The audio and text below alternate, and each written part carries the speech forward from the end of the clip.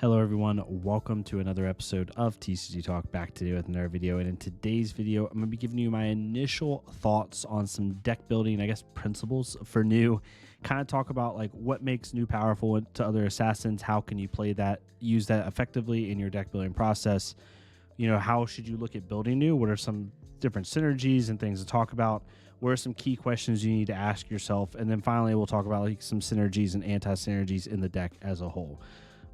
So the first thing I want to talk about is what makes new inherently powerful in comparison to Uziri and Arachne, because I think that really will help you decide where you want to go with the deck. So what I think makes new powerful is Wonder Hero ability, super powerful, right? Being able to play your opponent's cards from their banish zone, blue action cards, depending on the matchup, can be extremely tempo swinging. Some matchups it's not, as needed.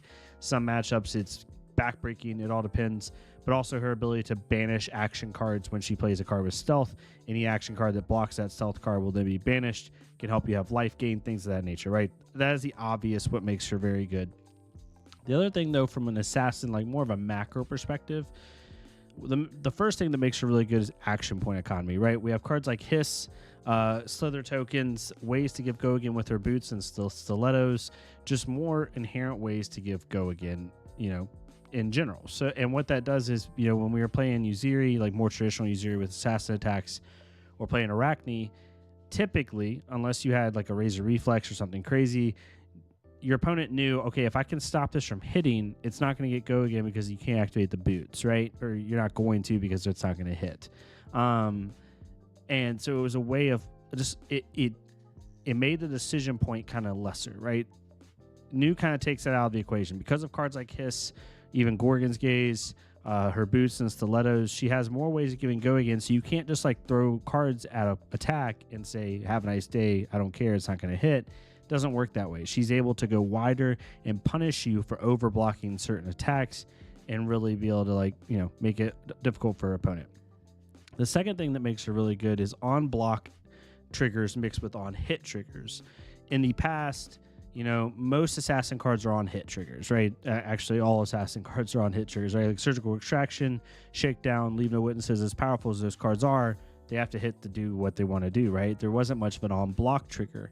And so that just creates a certain decision point for the opponent, right? But when you have these cards that have both on-block and on-hit triggers, it now creates another layer of decision making the opponent has to do, and more of a chance for them to make a mistake or just be caught in a spot where there is no right answer, right? Aria Desire Body is a perfect example of this because the second line of text says when this banishes a red card, draw a card, and you gain a life.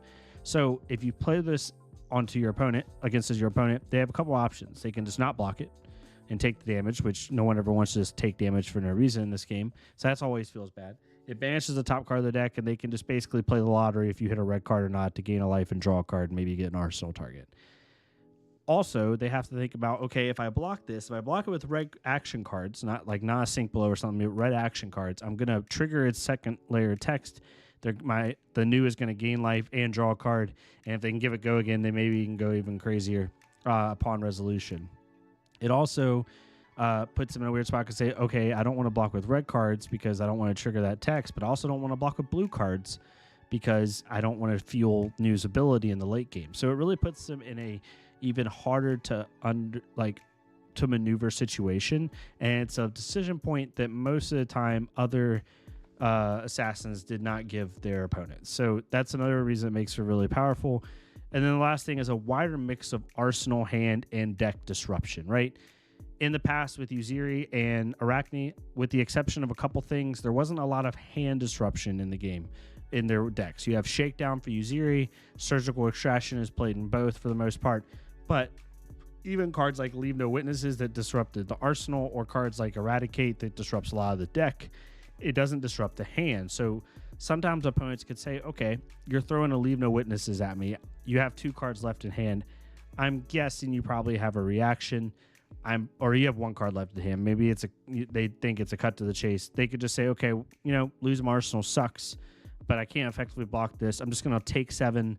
You kill my arsenal, whatever. I have a 4-card hand, and if it's a ninja or something like that, or even a guardian with like really powerful attacks, I'm just going to boop you, and we'll see how this goes. But new kind of changes that. We have cards like Persuasive Prognosis, which is one of my favorite cards in the deck, that says when it hits a hero, banish the top card of their deck, then look at their hand and banish a card with the same color as the banished card. So you can essentially rip a card from their deck and their hand. You also have cards like Bonds of Agony, Surgical Extraction is the obvious one, so on and so forth. So it allows you to have more hand disruption, and because of that, your opponent can't just say, I don't care anymore, right? I remember in Arachne, like I could play a Plunder the Poor and play Cut to the Chase twice on it, which is amazing, right? 13 damage. But my opponent could just say, okay, that sucks. I am going to lose a card, maybe 2 if you activate Mask off top of my deck. But now I'm going to come back at you with a really, really crazy turn. Like a Katsu, right? Like you could hit a Katsu for 13, Plunder the Poor, and they come at you with a 30-plus damage turn off of Bonds of Ancestry because you didn't disrupt their hand at all. This deck, it makes it a lot harder for the opponent to just say no blocks, right? Which is pretty big. So looking at that, how do you look to build new? Now, this is just initial thoughts, right? I'm not sitting here saying this is the way to build new, but new overall, before I switch, is a mix of Uziri and Arachne. It's kind of like the brainchild of Uziri and Arachne from a design perspective. You have the aggressiveness and the disruption that Uziri can bring, and like the flexibility, but also the fatigue and the inevitability that Arachne can sometimes bring, sometimes too, if you can't kill them. So looking at that, you can either play her very aggressively with a lot of attack reactions, or play her very slowly, where you just focus on the life gain that you're getting from your cards, focus on good blocks, and just telling your opponent, because of my mask, because of the new mask that allows you to banish by paying in a chi from their hand, you basically tell your opponent, if you can't get me to 0, I'm going to deck you eventually, right? Like you're going to run out of cards. It's something that Uziri and Arachne did not have access to in the past. The new Mystic Assassin head equipment basically allows you to, force that inevitability. So you can play it one or two ways. So the key is to find the right mix in order to not have dead hands. So like, what questions do you want to ask yourself when it comes to building new? The first thing is, what meta are you going to be playing into, right? Are you going to be playing into and we don't know this yet, we'll see this as Mistveil goes out, but are we going to be playing into a lot of Enigmas, right? Maybe Enigma becomes like the biggest deck, or the most represented, or like the one you have to tech for the most. So maybe you have to go a little bit wider. Maybe you have to run stuff like Pick to Pieces, obviously, but then you got to run Looking for Scrap, and maybe Enlightened Strike, and Levels of Enlightenment, and things like that, right? Maybe the meta becomes more just KO and Azalea, and you're wanting more disruption in your deck. So maybe you want to tank up a little bit. So maybe you're telling them like, hey, I'm going to make your attacks not as good with a lot of defense reactions, and then I'm going to throw a really debilitating attack that forces cards from your hand, and I'm just going to outvalue you over time. So there's another way you can do it. Understanding your meta and how that applies to your deck building is going to be really, really big. The second thing is like, how many reactions should you be running? You have stuff like Venomous Bite, Hiss. You still have access to like Cut to the Chase, the Spike cards, depending on what you're writing, Stealth or Contract. You have a lot of things, but the key with new, in my opinion, is unless you're writing like straight Fatigue and you really don't care to have dead hands because you can just block, you have to be really careful with how many reactions you put in the deck, because think about a 60-card core. Let's just say because of Mask of Recurring Nightmares, I almost said Melissa's Manifestations, because of Mask of Recurring Nightmares, you're going to want to run, I would say, safe bet, as little as 4 Transcend cards, maybe as much as 6 or 7. I think the sweet spot's going to end up being around 5 to 7. So that's already 7 cards that technically aren't attacks, right? Yes, they're paired and they can do powerful things, but they're not attacks and they don't block. Then you're also going to have, on average, I've been seeing most lists, from slower lists to faster lists, anywhere as little as 12 attack reactions, some as little as 9, but 12 is around the lowest you see in typical, like, traditional not trying new things so far lists, and as high as 17 reactions. So let's just put this in the middle there, and let's say you have 15 attack reactions in the deck, plus your 6 chi cards. That's already 21 cards in the deck that are not attacks. And if you make that number too high, you could potentially fall into a spot where you draw dead hands. And drawing dead hands with your reactions feels bad because you don't want to block with those cards because you want to use them when you can. Also, drawing into multiple chi hands, depending on what your opponent's banish zone looks like, could also be bad as well. So you have to be really careful on those reactions. I don't know what the exact right answer is yet. I can tell you right now, I'm on 12 attack reactions and 6 transcend cards. So I'm on 18 misses in the deck. So keep that with a grain of salt, but you can run more or less. You just have to really kind of understand that. The next one is how much chi do you run? Again, I just talked about this, kind of already alluded to it, went a little bit ahead of myself, but I would say as little as 4 I've seen, but since people are understanding how good that Mask of Recurring Nightmares is, I think the typical chi amount is going to be around 6 to 7. You could go as low as 5. I think 5 to 7 is your typical amount. I would start with that. I think Sacred Art of Undercut Desires is very good. I think Preserved Tradition is very good. Kind of doing this on the fly as I'm going because I want to make sure I kind of give you a couple that I think are really good. But the Sacred Art is very, very good. Preserved Tradition is very good. Homage to Ancestors, the one that gains life, is very good. Path Well Traveled, Passover, and then finally Grains that Tip the Scale. Those are the ones that I have right now. So I have a total of 6 cheat cards or transcend cards in my deck. You could go more or less. It all depends on what you're comfortable with. And then the next thing is, do you want to play more defensively or offensively, right? Again, D-reacts, even though they're very efficient, will take away from your attacks in deck, which then take away from your ability to transcend on an attack and be able to use your mask. So you have to be careful with that, right? Do you want to run maybe only like 12 attack reactions and then be able to run Sinks and Fates? Or do you want to go more aggressive and run 15 to 18 attack reactions, and maybe you have some Sinks on the side for like matchups where you really need to block out those tall attacks? So it all depends on what you want to do. Just keep that in mind. Again, I personally, in a main 60 card core, I would not go over 24 misses in the deck. That's really high. I'd honestly would try to stay around 21-ish. That's just, I think that's I'm not saying that's the way to do it. I'm saying that's a good starting point. And then you get a feel for how the deck feels according to that. So that's a big thing for me. The next one is, how many blues do you run? We're seeing this all over the place. We're seeing people run as low as 23, 24 blues, and we're seeing people run as high as 36. I'm currently at 30 blues, my main board 60. This deck does want to play a lot of blues because you want that play pattern of play a 0-cost stealth card, play a chi or transcend card on top of it. Since you've played a blue this turn and it sees it, you flip it into a chi, and then you activate your mask, so you effectively rip a card from their hand, and then late game you can use that to activate news ability, that same chi card.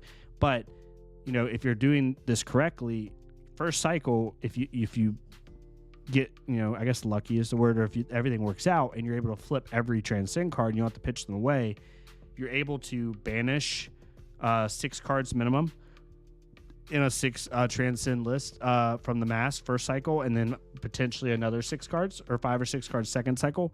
So you're basically auto banishing a 5th or 6th of their deck unconditionally. So very, very good. So because of that, you want to run a lot of blues.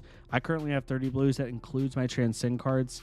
I'll show my list once I'm super finalized. I don't want to put out a deck tech list until after the release. I feel like it's kind of dumb. I really want to practice this a lot before I do that. But that's another thing you should be going into thinking about. And then we talk about synergies in the deck, right? Like we have Just a Nick versus enough 1 powers in your deck. So Just a Nick says choose one or both. Target attack action card with 1 or less base gets +5. Target attack with stealth gets, when this hits a hero, banish top card of their deck. So you're able to get those life gain effects even more. But you need enough 1 powers in the deck to do this. So if you're going to run 3 Justinics, I suggest running 12 to 15 1 powers, which is not that hard at all. I currently have Art of Desire Mind, Bonds of Agony, Bonds of Attraction, Double Trouble, Persuasive Prognosis. I have 15 to 18 1 powers in my deck because I am running 3 Justinics. Now, if you want to only run 2 Justinics, maybe you can get away with only 12 1 powers, right? It all depends, but don't run 3 of these and then only run Bonds of Agony, Persuasive Prognosis, and something else. You might see some anti-synergy there with your deck, so keep that in mind. The next one is Common Equipment versus with Bonds of Agony and Double Trouble. You have certain cards in the deck that care about playing 2 reactions or 3 reactions, specifically even Bonds of Agony is the biggest one. This Common Equipment is very good. Don't overlook this. A lot of people are trying Flick Knives right now and Black Tech Whispers, which is completely fine, and I think you can build a list that can go towards those. But this Common Equipment in new is so good. Arousing Wave and her Stilettos, I honestly think, are the 2 best slots in their respective areas in arms and legs. And I definitely suggest taking a look at those and testing with those, because not only are they just good cards in general, Rousing Wave is a breaking skills that blocks one, doesn't go away. And Stilettos gets unconditional go again as long as you can pay the resource. They're super good cards in that aspect, and they block, but they also have good synergy with the cards that care about multiple reactions. So keep that in mind. It's very, very good way of doing it. Definitely suggest that. Then you have lower power cards that need reactions. Keep in mind with this, I'm seeing some people very little, like they'll run Bonds of Agony, but they only have like 9 reactions in the deck. And if you're not running the common equipment, sometimes this card's very hard to turn on, or it's very awkward to get to turn on consistently, and you want to be able to do that, right? So make sure you have enough reactions. I'm not saying flood your deck with reactions, but you have to be careful with that when it comes to cards like this. And then finally, Contracts versus Stealth. I think there's a lot of room for exploration. Obviously, her ability plays in the Stealth very heavily, and if you're wanting a fatigue game plan, I think the Stealth is a better route. However, Leave No Witnesses and Surgical Extraction are very common in this deck. I also think that Eradicate is probably pretty decent. But you could find a build with Flick Knives and like Black Tech Whispers where you're trying to run a mix, right? And you're really threatening a banish on almost everything. There's definitely a way for that. You just have to figure out what that is. If you're wanting more silver generation, being able to use stuff like Graven Call or Black Tech Whispers or Flick Knives, I definitely suggest having a mix-up. I think the one thing that puts me off of contracts, like a lot of contracts, is Mask of Recurring Nightmares is so freaking good that like you just there's not a lot of room for what you can do with silver, is the best way to put it. Like Graven Call isn't as much ran this list. It's just not. Black Tech Whispers you can argue for, but some people still think slows are better. I think that's where your silver buyback is going to be the most useful, because you're not going to run Mask of Perdition. Mask of Recurring Nightmares is too good. It's too good. There's no reason to run Perdition. Very little reason, in my opinion. That's more for Uziri with the new cards. But yeah, if you really are tied to Black Tech Whispers and you think the value's there and you can get enough silver, definitely try out a few more contracts. Like Plunder the Poor probably is a really good one, or Rob the Rich, depending on what your meta looks like. On top of Surgical Extraction, Leave No Witnesses. But overall, I think right now the problem is there's not much you can do with the silver you're making other than maybe Black Tech Whispers, which is why there's some anti-synergy with those contract cards. And then finally, silver. If you're making silver from Surgical and Leave No Witnesses, but you're not using Black Tech Whispers, that's fine. You can use it on cards like Levels of Enlightenment, which is really, really cool. Sometimes I'll have a 4-card hand with Levels of Enlightenment, and I'll get a little bit of space, and I'll be able to like pitch to a blue to draw a card, breaking my silver, and then play Levels of Enlightenment, pitching another blue, and all of a sudden you got 2 modes, right? Or you can do it off of a Transcend very easily. So there's ways to use silver just to filter. Don't get discouraged if you're making like 2 to 4 silver a game. But if you want to definitely try out Black Techs, it might end up being worth it. But I think the double reaction in Stilettos is just too powerful. But hopefully this helps a little bit. I'm trying to give a little bit of things. Again, the key points is like what type of meta are you playing into? That I think dictates if you want to play more tempo or more fatigue. How many reactions should you run? I think a safe bet right now is in between 12 and 17. I would say 12 and 15 is probably the sweet spot. How many chi cards do you run? I would say 5 to 7, again, is probably the sweet spot. I've seen as low as 4 and as much as 7 right now. I think 5 to 7 is kind of where you want to be. And do you run more defensive offenses, and how many blues should you run? I think the safe bet is in between 27 and 33. I think that's where New wants to be. It might be a little bit more, a little bit less, depending on your build, but that's kind of the sweet spot. So hopefully it's helped. Hopefully this gave you a little bit of insight on at least where to start with New, and gives you a little bit more background. If you like this type of content, please leave a like, comment, or subscribe. If not me, it's totally fine. Go to another Flesh and Blood creator, leave a like, comment, subscribe on their stuff so we can get more people seeing this game. And I'll see y'all next time on TCG Talk. Thank y'all so much.